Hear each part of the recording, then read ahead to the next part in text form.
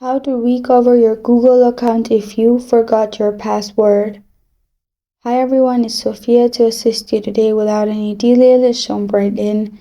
First, open Google and type recover Gmail account. You'll find how to recover your Google account or Gmail option. Click on it and you'll find this kind of screen pop up. Scroll all the way down till you find forgot your password. In here, it is showing you reset your password or follow the steps to recover your Google account or Gmail. Simply click on recover your account. In here, add your email and then press on next.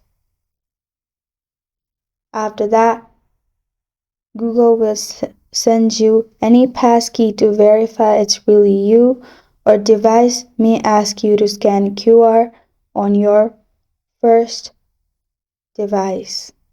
Or simply, if you click on try another way, it's gonna send a code on your main phone. You need to accept it and you will find this kind of screen pop up. Click on update password and create a new password and you're good to go. This is how to recover your Google account if you forgot your password.